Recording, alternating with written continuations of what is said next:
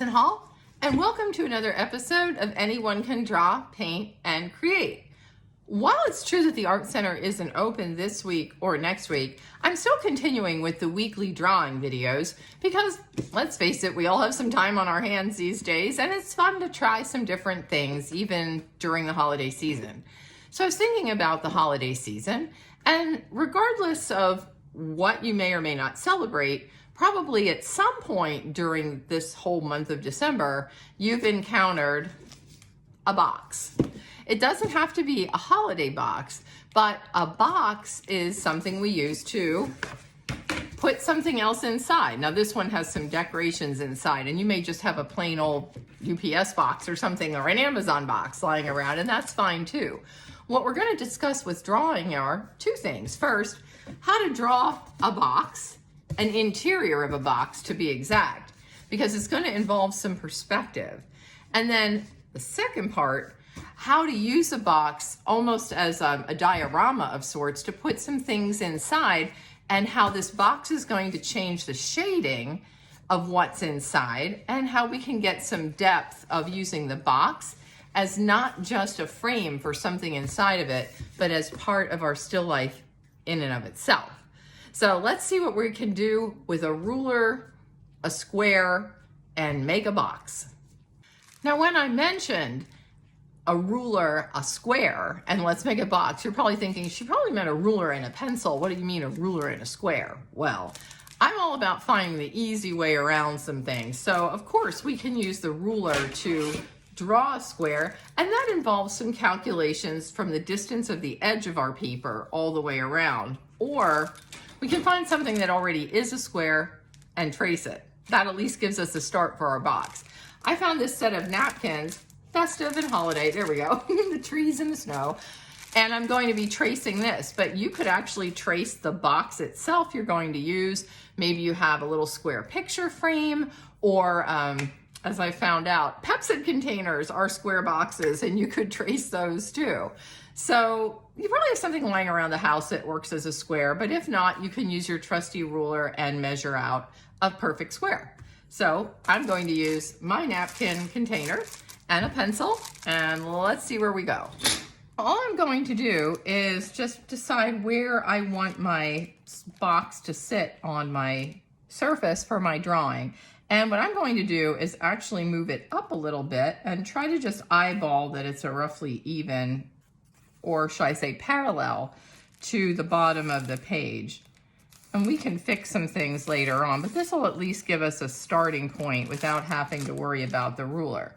So now I have a little square drawn in, and the next thing I'm going to do is determine where my horizon line is going to be for this box. In other words, is the box sitting completely that I'm looking down, in which case my horizon line would be up high, or is this box really lower than me, in which case my horizon line is low. But my box is sitting at table height, so it's roughly halfway between. I can see the edge of my table in the distance.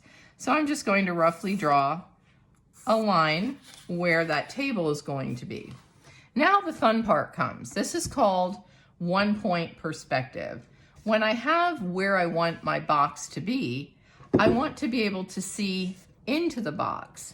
So that simply means deciding how far in I'm going to look. I'm going to do a straight on view, but you could draw the corner of the box if you wanted to, and I'll show you how to do that separately. But this one, we're going to start looking right inside this box. So what I'm seeing from my view is I'm seeing the top of my box, and then I am seeing a little bit underneath, but I'm not seeing directly inside. It's not tilted. So what I'm going to do are make two dots just about roughly where I see the inside of my box, and I'm lining up my ruler with the edge of the outside square that I drew. And then I'm just connecting my corners. So my corner to my outside box comes in here. This corner, I think it would have helped if I connected my corners when I traced my napkins, but there we go. We can always rough those in. And just connect these two. And you can see I'm starting to get this inside area where the box is. At least I hope you can see. The lighting in here is a little suspect, but once we shade, you'll get to see more.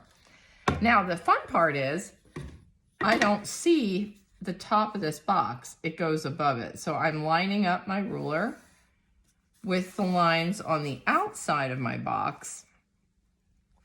So here's my outside. I'm lining this up so it's parallel and just going all the way up to the top of the box. This almost becomes one of those optical illusion things where you're looking at it and it can jump out at you, and that's kind of fun.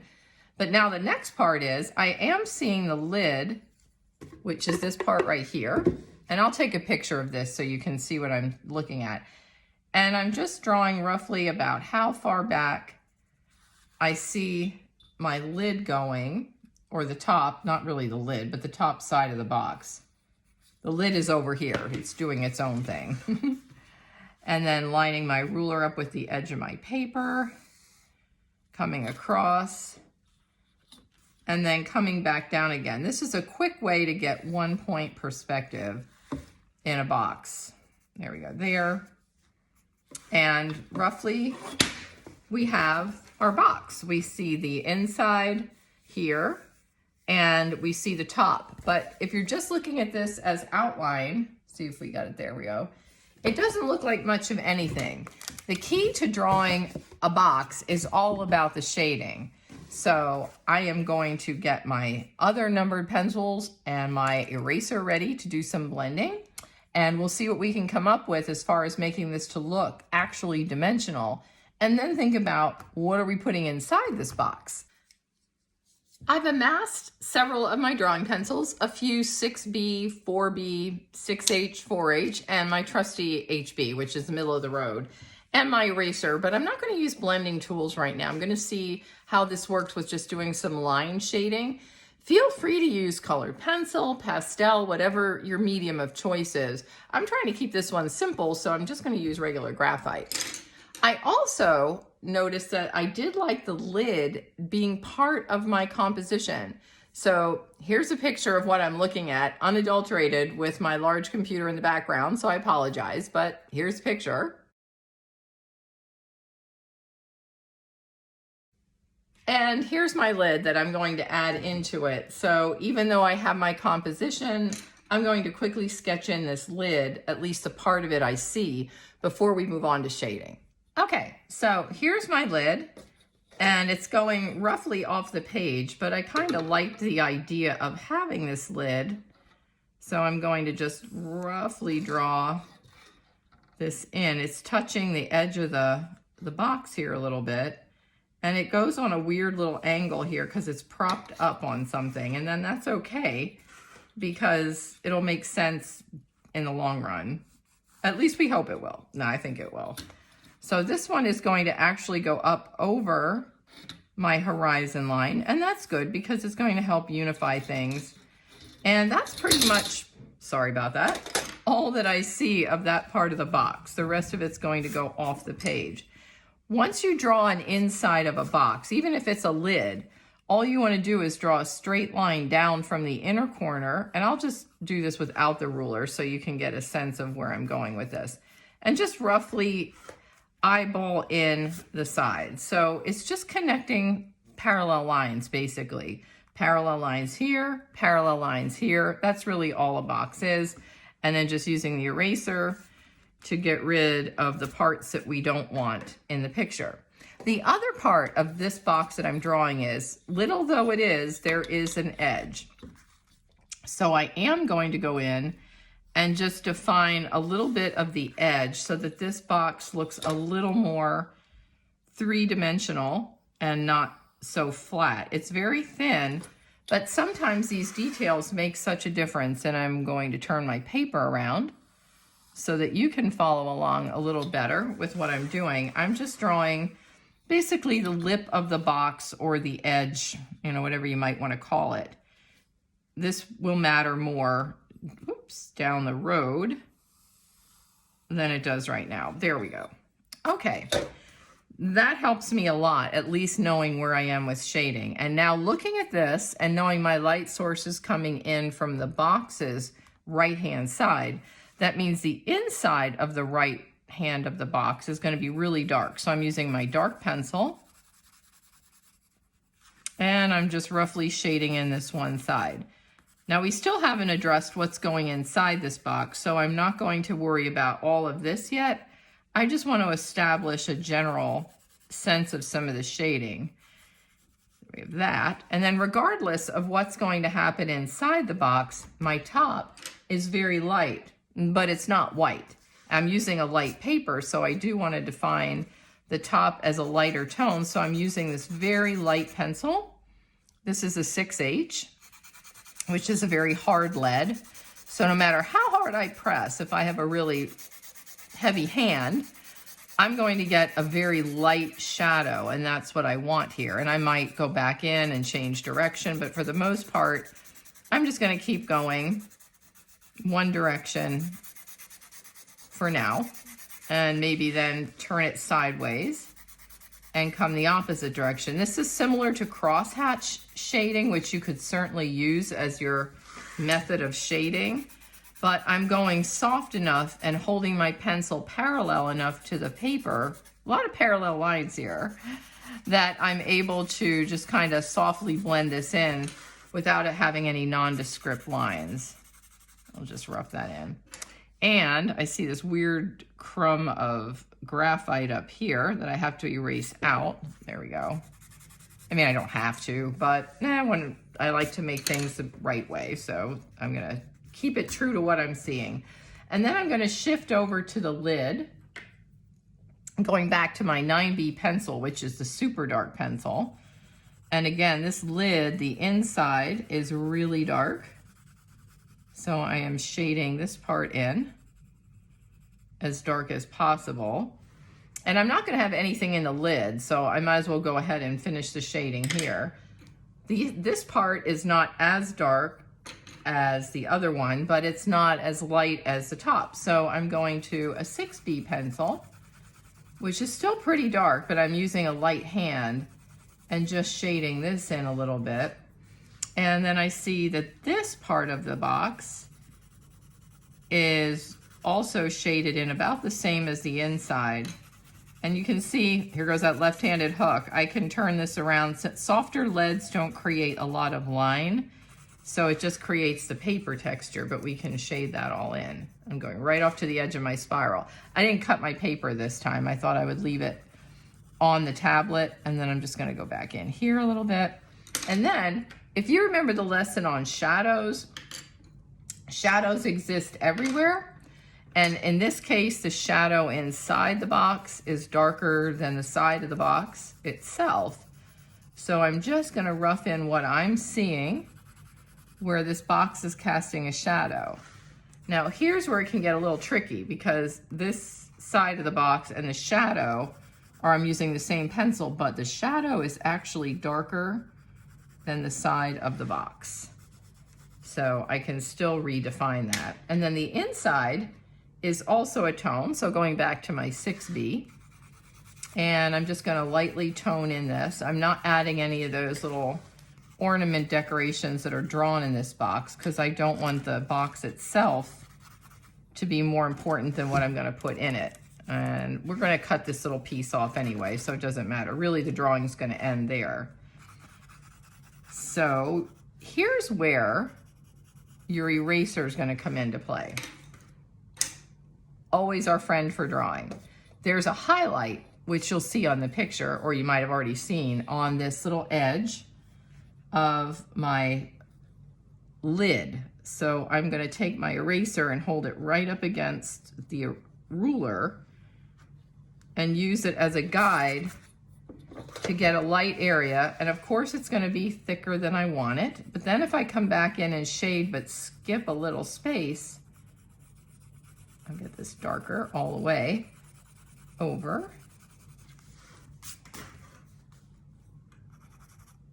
You'll see that I can get a nice lip. Now, if I need to cut my eraser, I don't, I just cut this. But if you do, just use your scissors and you can get a nice defined edge of light. And then we're gonna go back in here, just kind of rough this in a little bit.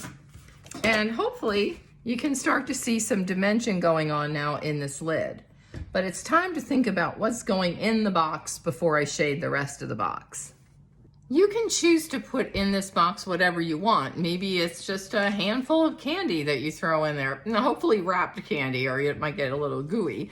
Or it could be salt and pepper shaker, or it could be jewelry, or it could be a Santa and a cardinal with the top hat, because why not? It's Christmas, it's Hanukkah, it's winter solstice, it's a new year, anything goes. So I'm gonna put these two things in, which really kind of relate only in the sense that they represent things winter, inside the box, and I'll show you what they look like with our light source, because drawing these in the box is gonna be half the fun. As you can see here, I have my Santa sculpture and my cardinal with the top hat sitting inside the box. Now, in order to get a video of this, it's getting some light from the video camera, but in reality, that background is a little darker. However, as I move around, you can probably see it's casting some shadows, so that can be interesting too. You could also choose to bring some items outside the box, so don't be afraid to merge the foreground with the background. That can be an interesting look too. It's whatever you want to do. I'm going to start by drawing exactly what I see. And since I'm seeing the top of the box, I don't see the top of the Santa that I put in here. And if I look at the shape of this little Santa sculpture, I see that he's really more of like almost a torpedo shape, if you have to liken it to an object for yourself. And then he's got these little leg boot things here. And again, he's already a little artwork or a tchotchke or whatever you want to call it. So he's not a realistic man standing in my box. The cardinal, which we've already done drawn cardinals and birds, and we know that they're basically an oval shape. So I'm just roughing in an oval. And then where I see his little top hat come down, which is basically a cylinder, so I'm drawing the top of that. And since I'm guessing most of you won't be drawing what I'm drawing, I'm not going to go into how to draw the perfect cardinal with a top hat. Rather, just remember whatever it is you choose for your object, look for the basic shape that it creates. And then I can see a little bit of his tail here because he's kind of turned, not torn. And we're getting the left-hander smudge going on here with abandon. This happens every time you're using a soft pencil and a left hand. You can correct this by putting tissue down, but here we are. So I'm going to erase the inside line of my box where it goes through the object. And now I'm going to take a darker pencil, not that one, here we go, and sketch in a little better what I've drawn for the object. So here's my Santa. He's wearing a hood, got a long beard. He's got his little hands kind of like he's cold, which would make sense because he's Santa. And we've got this beard going on, two little eyes, eyebrows. I'm just roughing in where these features are on here. And a little mouth, and he's mostly got this big beard, and that's all of his beard. And then there's some fur on his little Santa jacket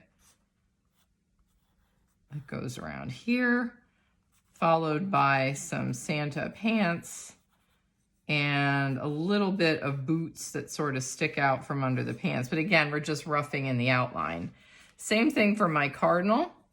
Luckily, his little top hat is black, so using a dark lead pencil won't matter. And I've just sketched in a circle and connected them. When we did basic shapes way back in drawing class, this is a cylinder. So breaking things down into their basic shapes is always fun. This little cardinal is turned a little bit sideways. He's got a little beak there. And again, this is someone's artistic rendering of a cardinal. I do not have a live cardinal sitting in this box, nor is it supposed to look like that. The idea is these are more like little toys maybe coming out of the box. So now we have our two objects in the box. I can go back now and develop where my shading is. And I can see now it's really dark behind my object. It wasn't so much in that picture because again, the video camera created its own light source in order for me to see what I'm looking at, because it's smart like that through the camera. However, even though it's darker in certain parts, especially around my object, because it's casting a bit of a shadow, and down here it's super dark, because we've got the shadow from the cardinal and no light is bending the corner around the inside of that box.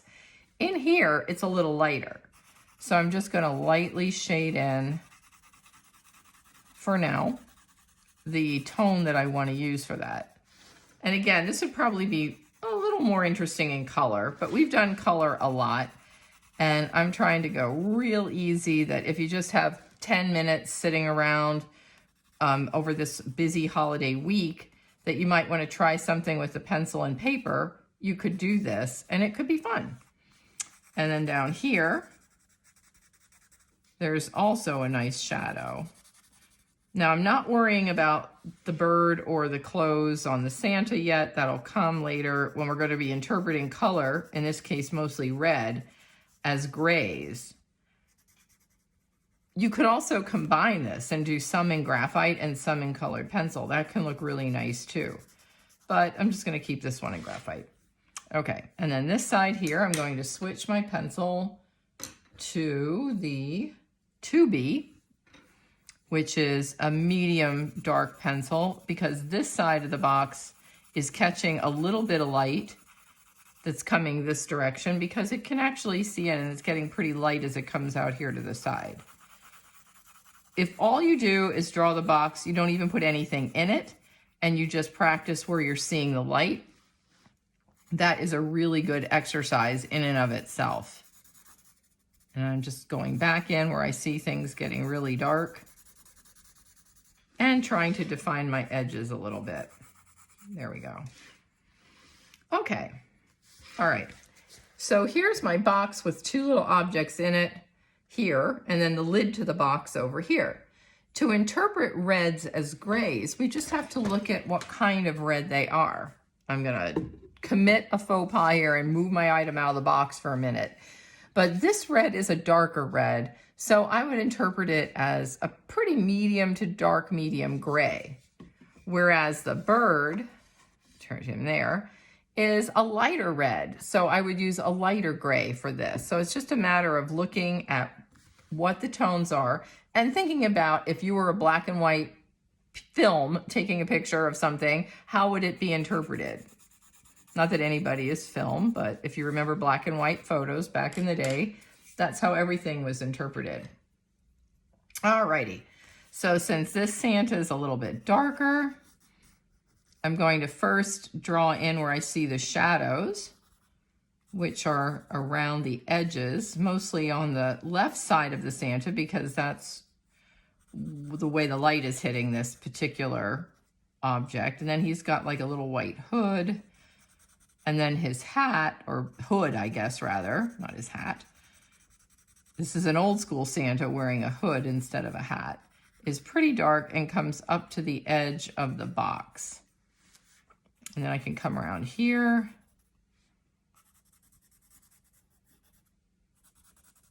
And I'm just going to fill this in. And now that I'm thinking about it, I am going to use a blending tool when I'm done here for parts of this, so that I can further define the idea of the figure from the ground. Because if I don't do that, this Santa is going to start to look an awful lot like the rest of the box. And I don't want him to look like the Invisible Man. I want to just try to get the idea of a form within a form, which is a Santa within a box. And this hood is really dark up here, and there's a dark shadow. Okay.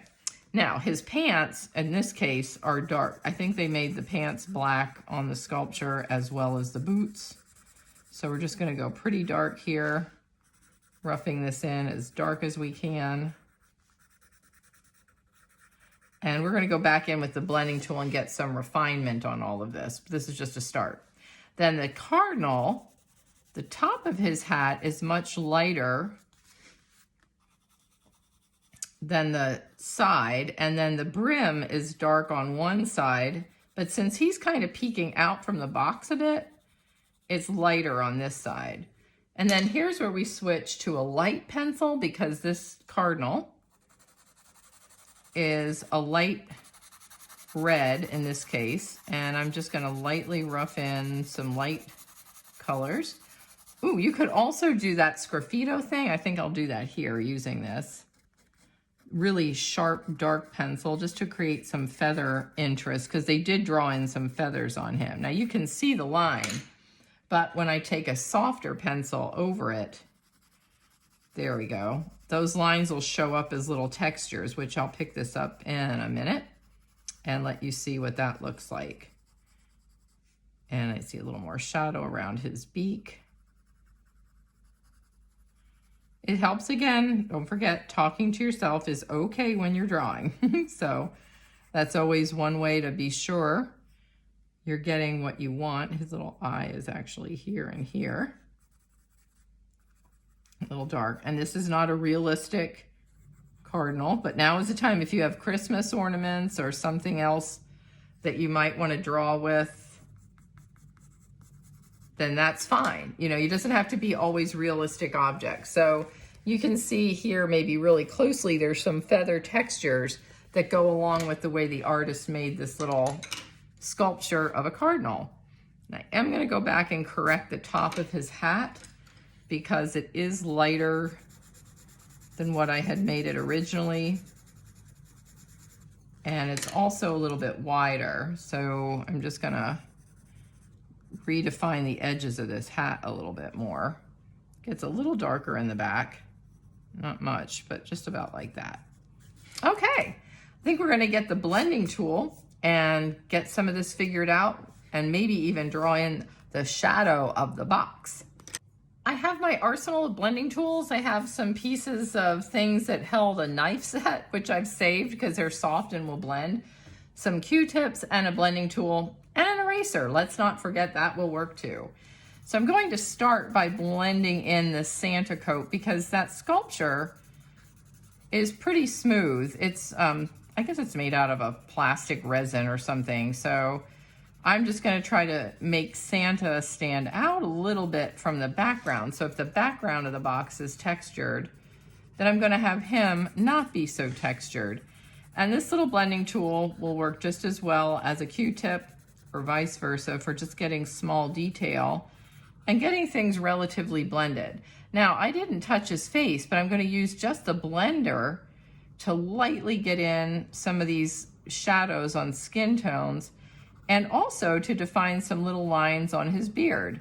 I'm not even using a pencil for this. The beauty of the blenders is you can use them as a drawing tool in and of itself. And we're going to use those again to draw in some of the shadows of the box. But if you can see here, doing this allows me to keep the white of the beard reading more white, but still giving it some dimension.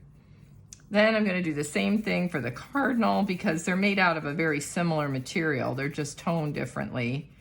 And just roughly go in and blend in this hat. I think like the blending really does help add a dimension to your object. He gets a little more shaded down here. And this is one odd looking little cardinal sculpture. It's not very realistic at all, but that's all right.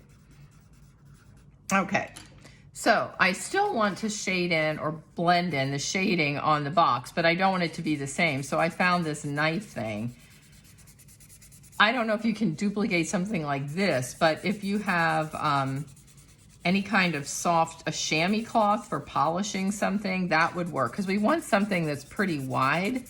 So it's not going to take out all the texture from the paper and the graphite. It's just going to knock it down a little bit so it's not really crazy blended in because I don't want it to look the same as my objects. I want the objects to speak for themselves. But I don't want it to be too discombobulated, lack of a better term. And then up here, this was already pretty soft. I'm just going back in and softening that. And then while I'm at it, if the box is shaded, then the box lid is shaded. And you sure don't have to do the box lid at all. I just thought I would throw that in there for an added element. And a lot of this is now going to be cleaned up with our eraser. The eraser makes a big difference. And I'm going to use a Q-tip. You could use a paintbrush too to knock off some of these little crumbs that show up. Because if I start using my hand and my hand has graphite on it, I've defeated the purpose. Now, if you notice up here, this outline doesn't make sense with the lightness of the box. So we want to go back in and lighten up some of these lines that may appear too dark for the surrounding area, because that's going to help give us this really nice highlighted area. And then we are going to go back in with the eraser and draw in where we see some more of the white parts of the Santa and his little outfit, because I think I overshot the runway, so to speak, with where his coat is, and redefine a little more of the bird's hat by using the eraser and a little bit more of the wings. So you can use the eraser as a drawing tool, which is one of my favorite things, which I think I say almost every time we draw, but it never ceases to get old. It really can make such a nice difference in your drawing to get these little edges. And I'm gonna just clean up a little bit here, come down the sides where it got a little blurry, because I do want some nice crisp edges on my box. Now, where things get too blended, the beauty is you can go back and redefine the dark. And now that it's blended, the second coat of the darkness is going to go on that much easier and really help give a story here to the shading behind the objects. Oh, you know what? I just saw a piece that I skipped, and that always happens. So always, if you're blending the box with a blender, try to stick with whatever the same blending implement is that you're using so that it stays roughly in the same degree of blended that you had the other stuff. Okay, here's our drawing. It's okay, but it looks like it's just this floating thing. So I really need to add the shadow that I see in front of the box. Here's that case where you draw what you see, not what you know. Because my light source is coming from the box's right, which will be your left looking at this, I'm going to draw the shadow exactly as I see it. And it's kind of following the shape of the box, coming out on an angle right in front of me. And this time I'm going to go to my really soft pencil. Charcoal would be great for this too, because we really just want this thing to be toned in without a lot of lines. So I'm going a lot of different directions. If you're using pastel, use a soft pastel here. If you're using colored pencil, this could be where you even add water just to give it a little more of a shadow without texture, because that way it reads as negative space.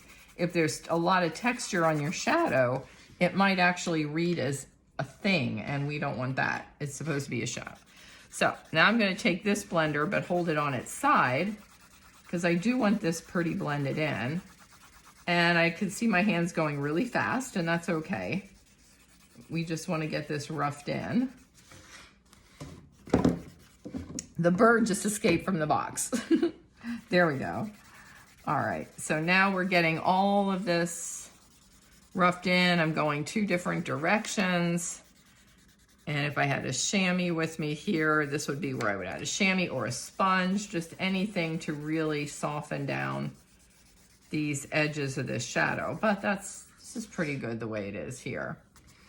And the lid itself is actually casting a darker shadow because that lid was propped up, which it doesn't look like it's propped up right here. And that shadow is a whole weird little shape in and of itself, and it's much darker than the shadow that's being cast by the box. So the lid shadow goes dark, and then we use the blender so that it looks like negative space and not part of the lid. It's casting this really dark shadow right to the edge of the box. And we're gonna go back in with that eraser and really clean up some of these white areas here. A little darker on this side of the shadow around the box as it goes in the back. And I'm just gonna blend this down just a little bit more just to try to unify things a little bit. Now, if you wanted to, you could go back in and tone in your background. That would work especially well if you're doing pastels or something, but you can do this.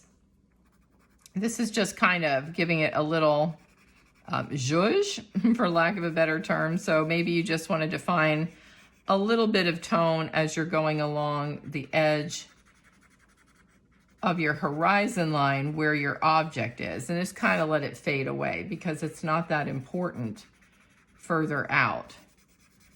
So this is just kind of like a little tone so that it's not just like a lonely little line back here. Now, yes, I did go into the box, but again, the eraser is going to take care of that in a minute.